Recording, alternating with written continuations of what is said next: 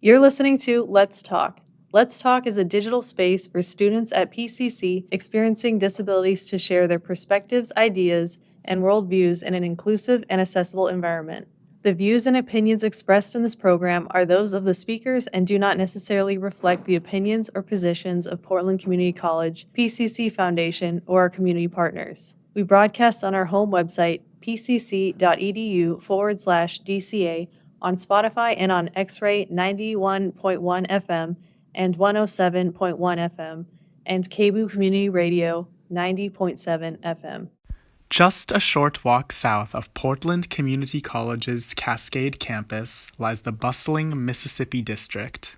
This narrow street, lined with restaurants, salons, and unique craft stores, caters to all kinds of people from all different walks of life. Hopefully the Q Center too. Andrew, what do you think about being on Mississippi? It's really nice. It's very quiet this morning. It's a Thursday, so not much is happening in the early mornings. When was the last time you were on Mississippi Avenue? Well, I used to go to Mississippi Pizza a lot when I was younger, but I haven't been around Mississippi Avenue for a while now. Years. What's changed that you've noticed? There's definitely a lot more apartment buildings and stuff like that. A lot more modern development that's Watch out for this refuse on the sidewalk. Oh my goodness. But yeah, there's definitely a lot more apartment buildings around that I've noticed in past years. Right on. How's the traffic? Is it possible to navigate the sidewalks and the crosswalks easily right now? Well, I like that they have tactile walking indicators and cutout curbs. They don't have too many stoplights, and some are four-way stops, which is somewhat difficult. It's much more difficult than controlled intersections, but overall, not the worst I've experienced. Yeah, there's still neighborhoods in Portland where none of the sidewalks have ramps or tactile crossings or anything like that. You're just stepping down into a gutter if you want to cross the street.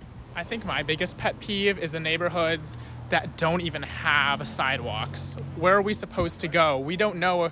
Unless we shoreline really well and there's no obstructions, then we might as well be walking in the middle of the street. Yeah. Well, thanks for sharing your perspective. I'm looking forward to seeing you in action, and let's go find some cool people to talk to and get some more perspectives on the Mississippi Avenue. Yeah, of course. Let's go. Our goal was to interview a diverse group of people about who they are, what they do, and what they know about disability culture and PCC. The first person that we approached for an interview was named Fox, a young person with long hair dyed deep purple with thick-framed glasses. We stood outside one of the many restaurants that are bustling on a weekday morning, with outdoor tables full of chatting customers enjoying their brunch. And we are going. Hey, we're recording for a podcast for PCC. Do you mind if we ask you some questions? Sure. Okay. Awesome. Sweet. This is Andrew. Andrew's going to be recording. Do you mind if I take pictures? Sure. As I'm eating. I'll put my stuff down too. You guys should hang out. Hi, Andrew. Hello. I can't tell by the lighting, but is your hair purple? It is purple, yes. That's really awesome. That's awesome. I love purple. It's one of my favorite colors. If you feel comfortable, would you like to share your name first and last? Fox DeWinter. Okay. Well, it's nice to meet you. What are you doing this morning on Mississippi Avenue? Just hanging out? I was actually coming from a job interview. Oh, for what kind of career field? I would be baking, potentially. That's awesome. Yeah, there's a lot of restaurants and bakeries around here.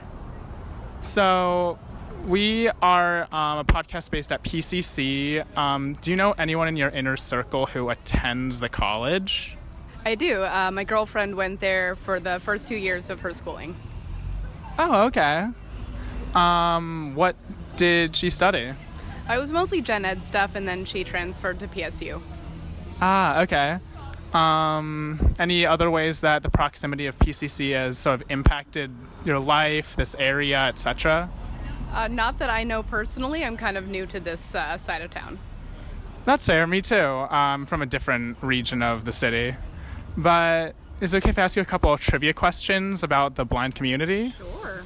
So, you can take a wild guess on this one. What percentage of the population of the United States is legally blind? 10? Lower. 5? Lower. 2. That's actually really close. Approximately 2.4%. Do you know of any types of color blindness? I know there's like red-green color blindness, but I don't know more than that. Yeah, there's about 7 types of color blindness. So red-green is called protanoanomaly and protanopia. So what country do you think has the highest percentage of blind people? I have no idea. India. Interesting. Might be due to the high population. One last question. Do you know what universal design is? Like, if you could give a possible definition.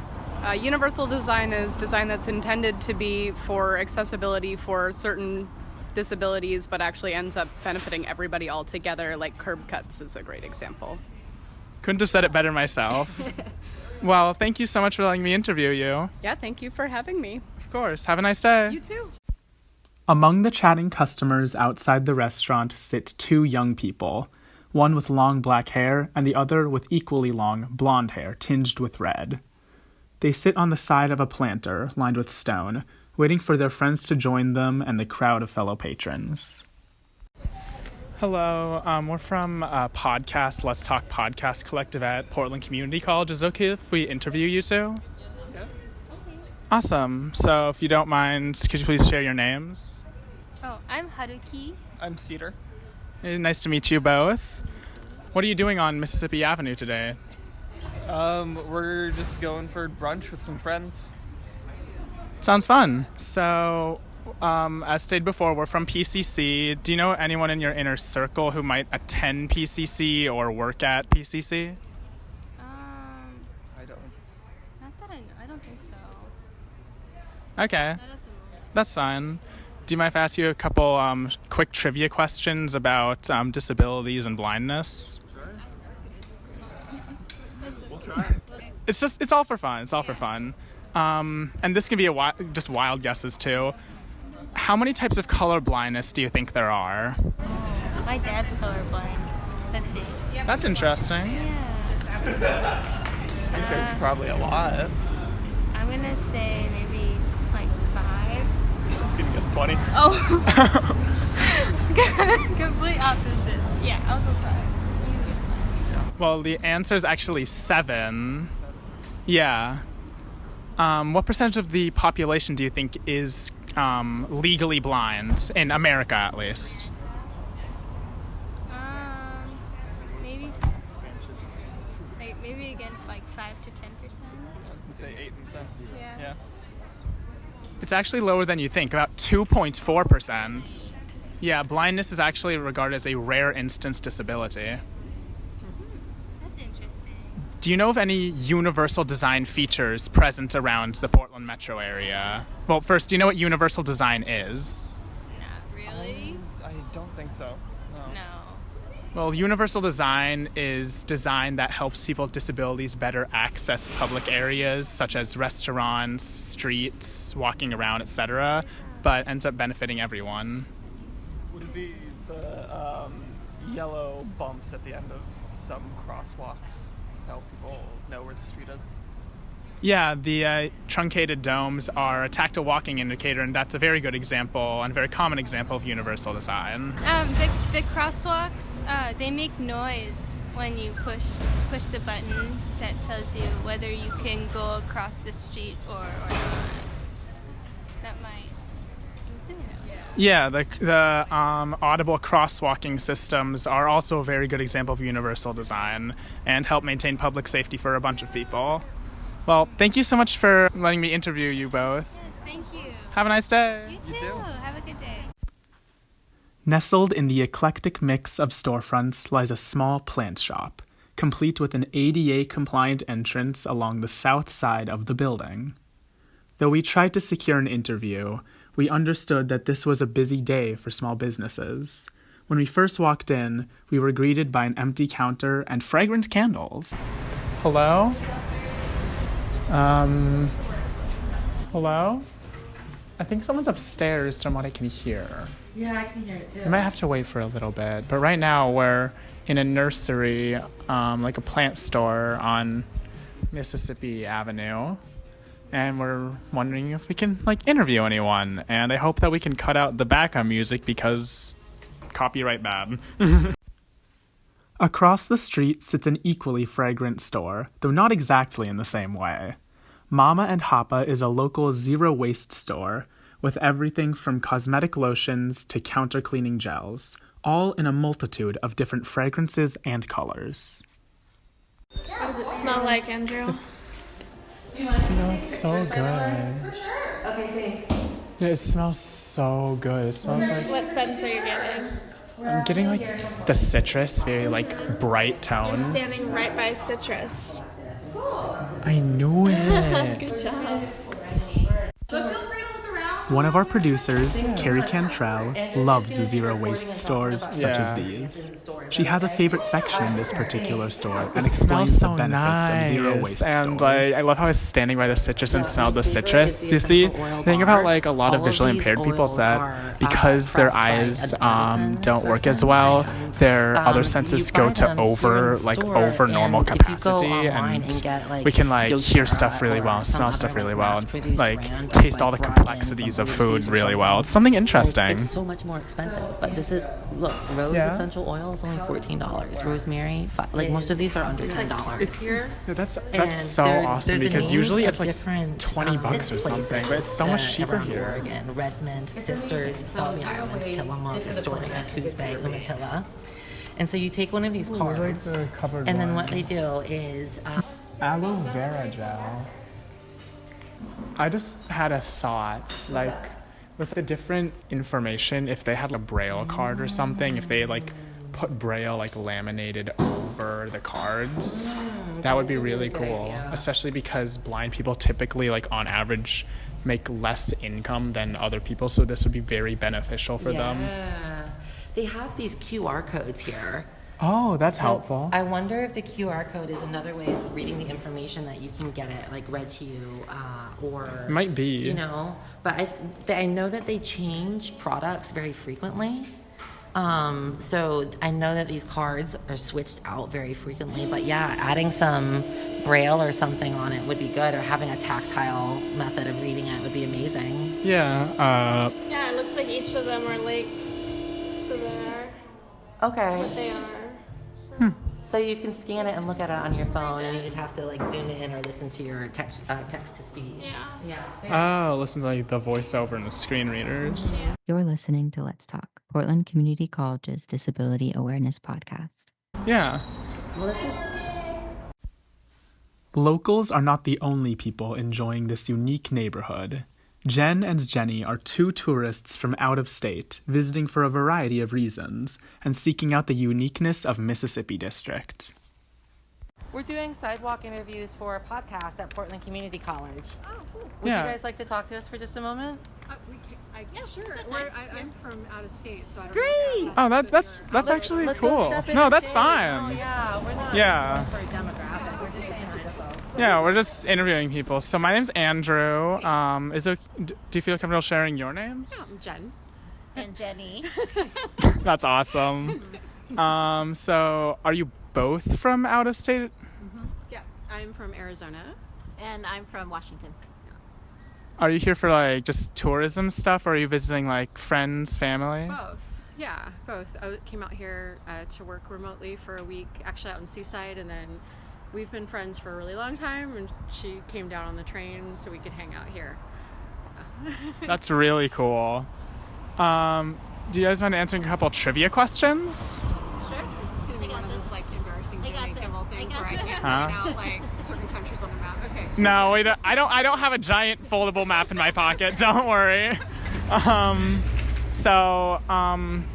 What percentage of the American population do you think falls under the term legally blind, like the technical term? It's a smaller percentage than you think, actually. I think because I'm a teacher, and I've had, over the course of 20 years, 2 students who were classified as legally blind, so I feel like it's going to be less than 1%. A little more, a little higher. Okay. Yeah, that's all I got. Okay, let's say 3%. That's actually really close. The answer's somewhere in the middle. It's 2.4%. Okay. Yeah. Yeah. Can you name off 2 different kinds of color blindness? Red, green. Yeah, that's one of them. Yep. That's the only one I'm aware of. Yeah. There's also total color blindness, green, red, and blue, yellow. Oh, okay. And there's varying types. So some crosswalks here have like audible signals. From where you're from, are there any like audible signals or tactile walking surfaces at curbs where you're from? Yes. Yeah. In the town I live in, there are audible. It's a very very walking community, and a lot of like walkable community, and there's a lot of audible signals at every stoplight in like the downtown area anyway.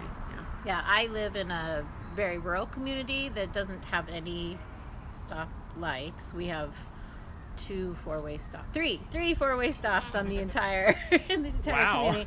But I'm not that far from Seattle, which has tactile and the audible wait person. Yeah, talking. So Yeah. yeah. What do you hope to see today while traveling Portland?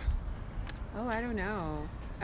Just unique things, and already have seen a lot of really unique things. So We both have an appreciation for like artsy, craftsy, artisan type things, and definitely like vintage, collectibles. Yeah. So, yeah.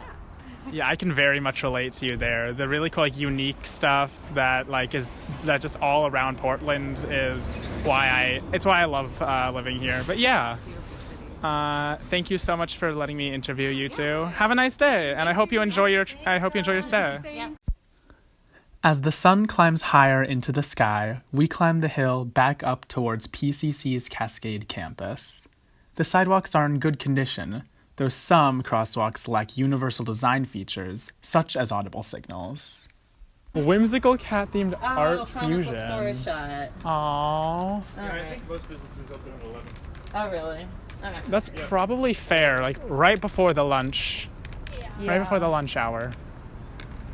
Do you want to go see if they want to talk to us in the nail salon?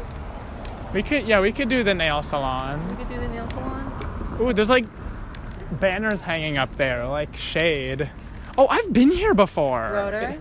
It Like, used to be around here. It used to be Laughing Planet. Oh, I was at the Laughing Planet, I think, but it was years ago. I think I was still in like elementary school. Yeah. It's really sad. I know a lot of people who used to come to that Laughing Planet when they were kids and they grew up coming here. It's such a good restaurant for families. Yeah. Oh, Broder, amazing. Scandinavian, yeah. Ooh, I love me some good Scandinavian food.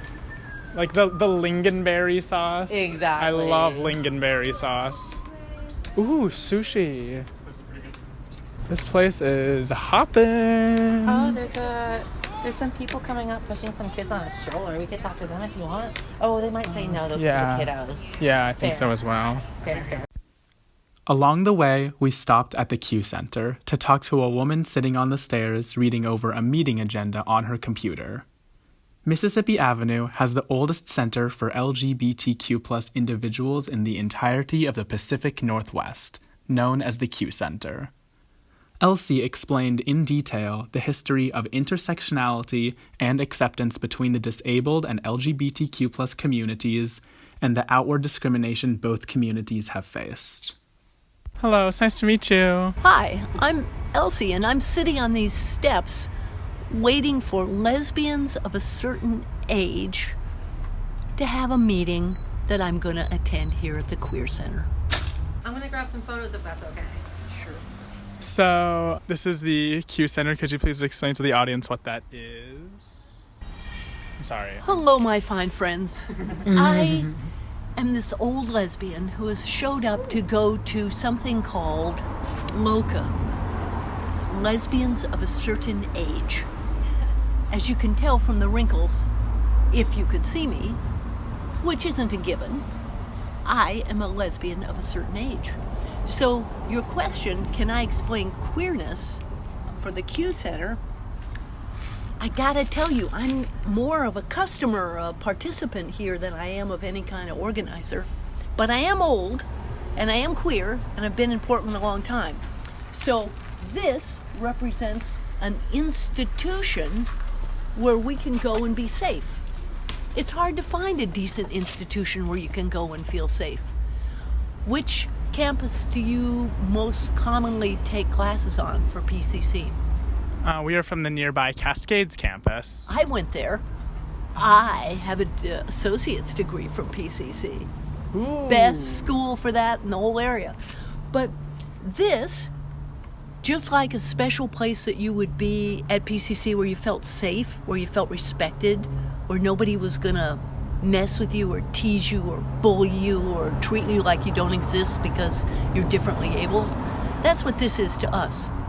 When I come in here, I feel pretty safe. What else do you want to know, my fine feathered friend? Thank you. That's awesome. So you say you've been like living around Portland often. Is like in this area, have you noticed like any like changes in the neighborhood throughout the years? My friend, I am not a Mississippi neighborhood person, but overall, living in Portland for 45 years, I think what's happened is that certain parts of the town have remained friendly. Mississippi is jazzy. It has a lot of cool stuff, but it didn't used to be. It used to be a rundown little street where, no one had any reason to go there. Is that what you're looking for? Or are you looking for the idea of whether or not we have bike lanes, or we have any respect for disabilities, or we have more or less racism, or capitalism does or does not more control our lives, or we have a difference between social economic of the rich people and the poor people? Is that what you are looking for? Well, I mean, we are a podcast about disability, culture, and awareness. So, yeah, have you noticed any more like universal design implementations around the Portland metro area in the recent years? And if you could name off a couple, that would be awesome. Or at the Q Center. I can't speak for the Q Center. I'm just here for a meeting. Okay. I don't own it. I'm not a regular part of it. I'm giving you my Elsie view. I don't have a relationship of leadership to this building. I only occasionally come here for a meeting. That's fair. Yeah, that's fair. But I would say that in general, queer culture is more accepting and understanding of any kind of different ableism because of our history of being an excluded and oppressed minority, of being treated like we're bad or dangerous or scary to the culture at large. And I think there's a similarity there in how differently abled people are feared, not understood, not seen as real, full human beings. So I think there might be a synergy there between queer culture and disability culture. Of course, there's also a historical perspective because of the AIDS epidemic, pandemic, whatever you want to call it, starting in the 80s. So many gay men died. It was such a wiping out of our community. People had to come together to care for people who were disabled and dying. That there was more empathy and more understanding that some people just can't, their bodies don't do the same thing as other people's. Yeah, I think that intersectionality aspect is really powerful and really important when examining sort of the how these spheres sort of connect with queer culture and disabled culture and awareness. We might want to remember that Kimberly Crenshaw's pioneering philosophical work on intersectionality didn't occur until 1993, and that was basically at the end of the second wave of feminism. And the second wave of feminism gave rise to a whole bunch of cultural queer creativity changes, music especially. So, think about that there was a lot of black and white stuff and single focus on, think about the first wave of feminism where the entire push by feminist women was primarily white feminist women, usually middle class, sometimes connected with the prohibition movement. They're wearing white, they're demonstrating, they're chaining themselves for the vote. That first wave ended sometime around, everybody argues about this, whether it was when Simone de Beauvoir's book was translated into English, The Second Sex. There's a bunch of arguments about when the second wave started, but let's just say for queer culture, the second wave didn't start until after '69 and the Stonewall riots, and then the Lavender Menace by the 70s. And then everybody was kumbaya and trying to fight the man, and then we devolved as feminists into, you probably know this culture yourselves, but we devolved as feminists into being unwilling to accept a kind of folky view of everybody's just loving with each other and we're all just going to grow as women. And think about Sleater Kinney or Bikini Kill. I don't know if you know any of those bands, but the punk bands that were expressing things that were uncomfortable conflict, like I hate, I have jealousy, I'm angry, I'm this, that, and the other, I'm isolated, and I have drug problems. Those kinds of complications of ended up creating the fertile ground for that philosophical idea of intersectionality, which is uncomfortable, to be spread through the culture as an explanation. And that's really kind of the start of the third wave of feminism. And that, I think, that homophobia is a subset of sexism. And I think that disability, differently abled stuff, which was an afterthought in the 1965 when the ADA, it wasn't actually the ADA because it was revised in 1973, right? There was a revision to the... No, I'm talking about the disability. I'm talking about the predecessor to that. The predecessor to ADA in the 1990s, yeah. Well, actually, there's a story about this in the idea of having people have equality, having women be federally protected by virtue of gender. It was all civil rights. Right. It was the Civil Rights Act of 1963 and then 65 that established these categories, and ableism was one of them. But it wasn't defined in any way that made sense legally, and so it was revised, I think, in 1973. It's called the revision of the... Am I being too geeky? No, okay. It's fine. We actually have another episode exactly about this. You're listening to Let's Talk, Portland Community College's Disability Awareness Podcast.